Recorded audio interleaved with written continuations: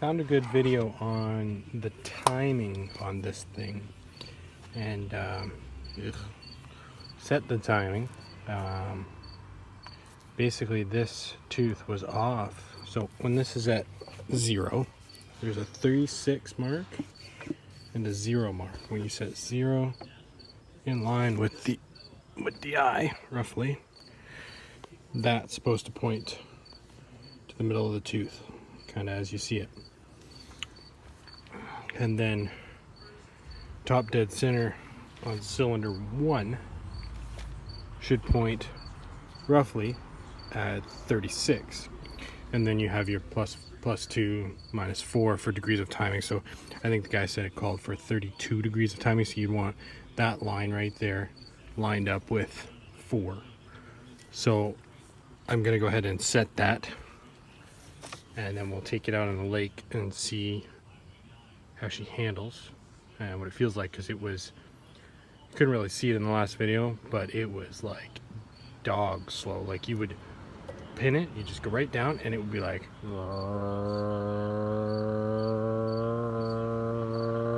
and then like 5 minutes later you'd be up on a plane.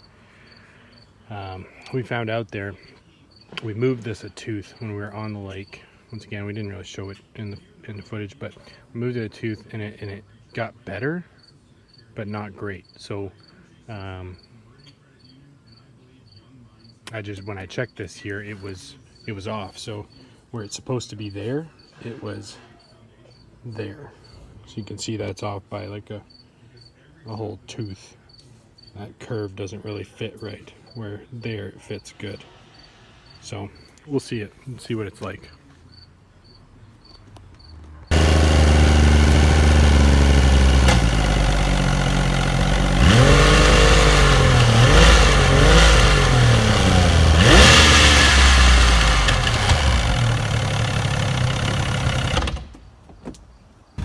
Out on the lake here, seems to be running much better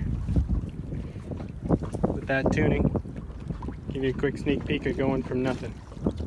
Here we go, I'm gonna kick her full throttle pretty much right off the get.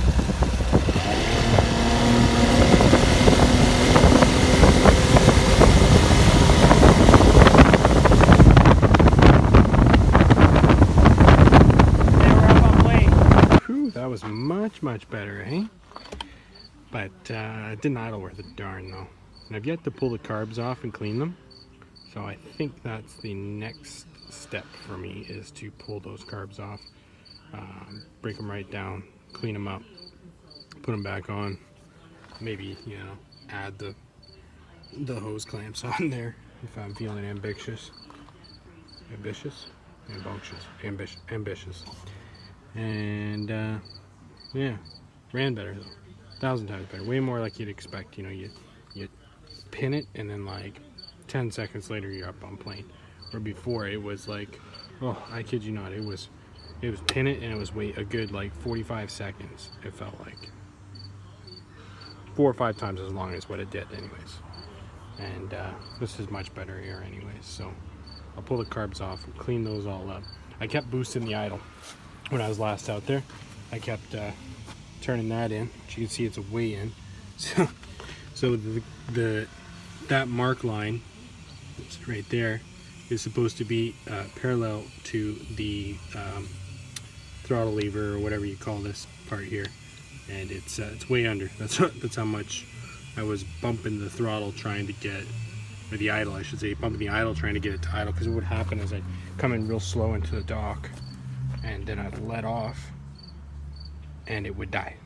It would go like, it'd go back into neutral, and it would, sometimes it would run okay, and then you kick it back into gear, and when you kick it back into gear, it would just die. So kept bumping that, bump. I even lengthened this turnbuckle here to try and just give it a little more throttle without doing the whole timing and lever and all that. So it still didn't really seem to help. So I think that the carb's going to need some cleaning. So I'm going to do that next. Pull those off and break them down. Well, we're a few beers in. They got these things pretty much stripped. Farthest I've ever pulled a carb apart. Usually don't have to go any farther than this. I am not seeing any kind of grime or buildup or anything on any of these parts. So maybe that's not the problem. I don't know. I have not claimed to be an engine engineer. Ooh, that sounds funny. But I clean them nonetheless. People say clean the carb, I clean the carb, you know? We pull it apart, we spray a bunch of nitrodecynated decarburetor. Or here in America we call it carb clean. We'll see what this does. Carbs in orders 1, 2, and 3. I did write down the screw turn. I'm not sure if that's the high speed or low speed. Anybody that maybe knows could tell me. There's an adjustment screw here for the carb, and that's it. So maybe it's not even. Maybe it's a bit of both. I know most carburetors have dual adjustments. I don't see another adjustment on here, which was, I don't know, a little bit annoying, to be honest. And maybe that's why I can't get the idle worth a darn. It's just because there is no idle screw. Or low speed adjustment, I mean.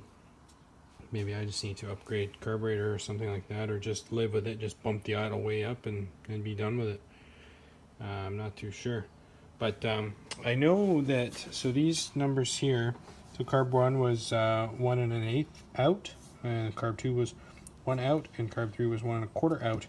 This is much better. When we were out there, Joe tuned them for me a little bit. He tweaked them, and then after I did the timing again, I still had to tweak them again. I know I counted them beforehand when I got the engine, and carb 1 was at 1, and carb 3 was at 1. However, carb 2 was at half a turnout. So this is much more pleasing to see. I hadn't actually checked it after we got it running properly. This is much more happy because they're a little closer. I would expect them to be very close together. Obviously, the difference between an eighth and a quarter turn out, that's, you know, it's next to nothing. But to be a whole half turn out was quite a big difference. So I'm happy to see that they're the same. I don't know. I clean these guys up, do the best we can, we'll take it out in the lake and try it again. I find that whenever I just hook the muffs on it and I try it here, it acts so much differently. I guess because there's no drag on the prop itself. So when it's in neutral, it's just great, and then I click it into gear. You know, when the muffs are on it, it's great as well because there's no drag. But out in the water, you click it into gear, and all of a sudden there is you know, a few pounds of drag on that prop because it's actually pushing something. So maybe I'll get a barrel or something that will fit it, and yeah, good luck.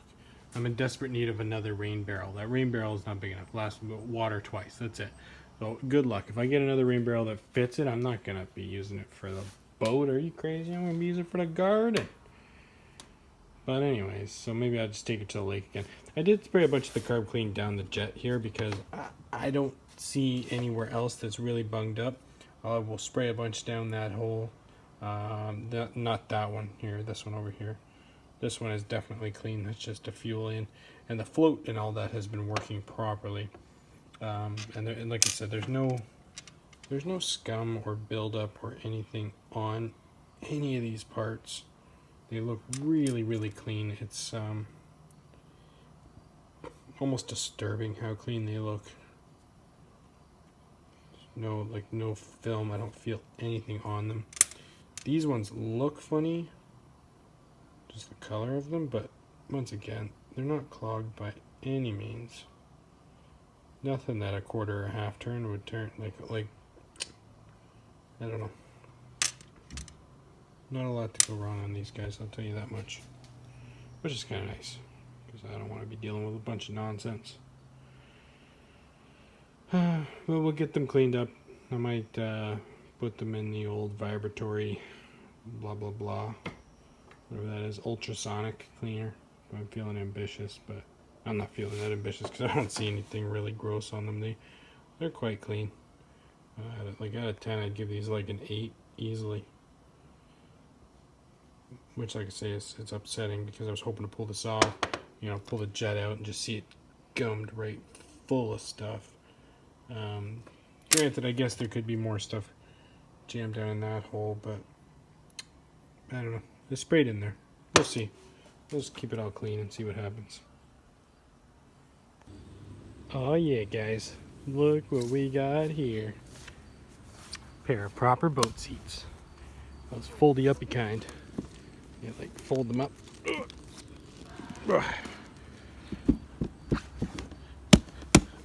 Something like so. And then they're 2 seats back to back, or they're a bed.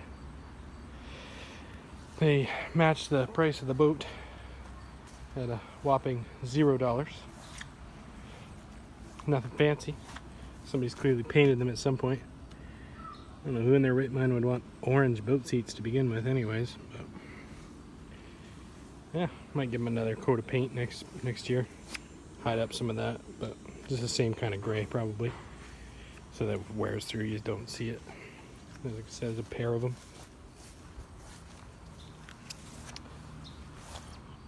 And they also kind of match the trailer on the wheel on the trailer. They come from the same guy. You know, thanks, Joe. Getting stuff done here. A little bit better than the little fold-up seats we got right now.